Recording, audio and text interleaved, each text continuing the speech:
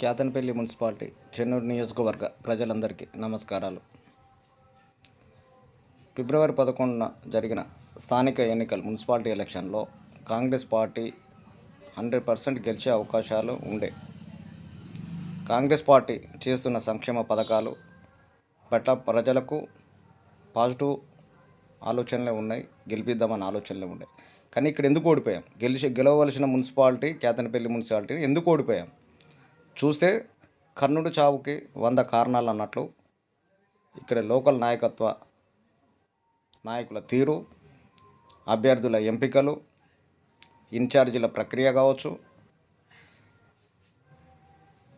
వాళ్ళ సమన్వయం లేకపోవడం,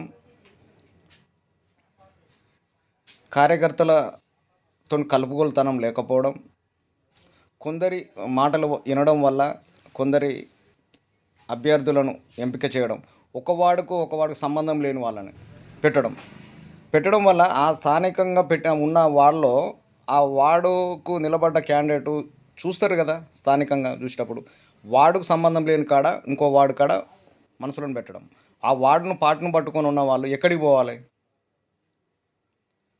వాళ్ళని కూడా మనం ఇన్ని రోజులు పార్టీ కార్యక్రమాలకి వస్తూ ఉన్నారు, పార్టీ కండువ మోస్తూ ఉన్నారు, జెండా మోస్తూ ఉన్నారు, జెండా కార్యక్రమాలకు వస్తూ ఉన్నారు.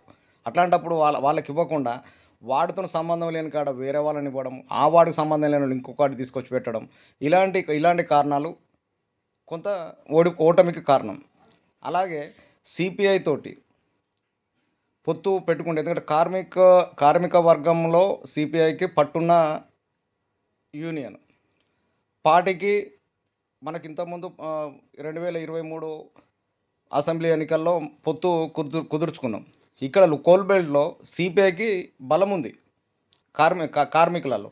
అంటే ఇక్కడ మైన్స్ లేకపోవచ్చు, వేరే కాడ ఉన్నా కూడా కార్మికులు ఉన్నారు, కార్మిక బలం ఉంది. వాళ్ళని కూడా మనం కొన్ని సీట్లు ఇచ్చి మనం కనుక పోటీలోగా పెట్టుకుంటే ఇది మనము సుమారు 18 నుంచి 19 మనకు కౌన్సిలర్లను గెలిచేవాళ్ళం. అలాంటిది ఇప్పుడు 7కు ఎందుకు వచ్చినాము? అక్కడ మనకు ఈ అభ్యర్థుల ఎంపిక లోపం కూడా ఉన్నాయి. ఇక్కడ ఏమవుతా ఉన్నది? అసలు ఎందుకు ఓటమికి కారణాలు ఎత్తుక్కోవాల్సిన అవసరం ఇప్పటికైనా ఉంది. ఎందుకంటే 2029 అసెంబ్లీ ఎన్నికల్లో మనము గెలవడానికి ఫస్ట్ నుంచి మనం ఇప్పటి నుంచి చూసుకుంటేనే మనకేమన్నా అవకాశాలు ఉంటాయి.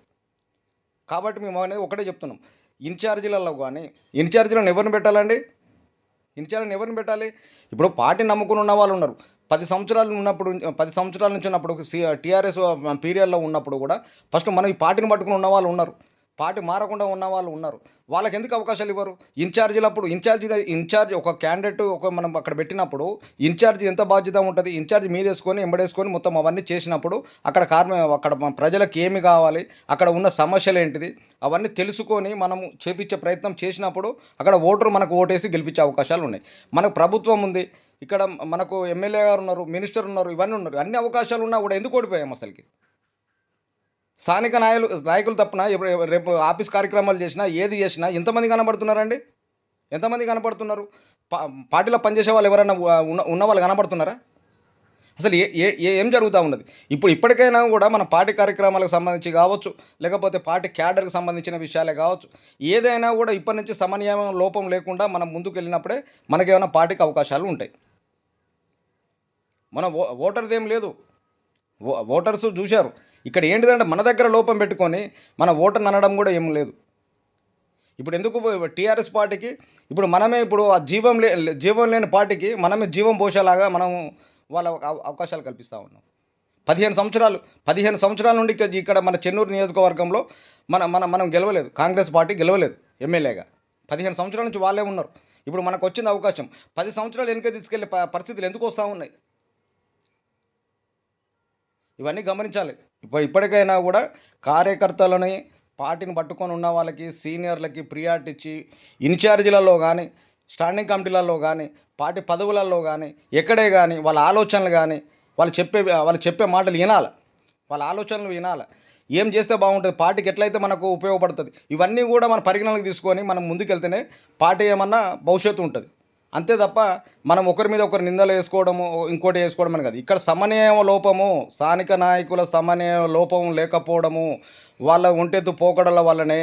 ప్లస్ ఏందనంటే మనకు కూడా మనకు మా పార్టీ కార్యకర్తలను విలువియ్యకపోవడము, పార్టీ కార్యకర్తల మాటలు వినకపోవడము, వాళ్ళు ఇష్టరాజ్యంగా చేయడం వల్లనే ఈరోజు మనకి ఇట్లాంటి పరిస్థితులు వచ్చినాయి. ఇప్పటికైనా కూడా ఒకటే చెప్తున్నాం, పార్టీని బతికించండి. పార్టీని బతికించండి, కాంగ్రెస్ పార్టీని బతికించండి. ఇప్పుడు మనకు చెప్పుకోవడానికి బాగానే ఉంది, ఒకరి మీద విమర్శలు చేయడానికి కాదు. Okay, thank you.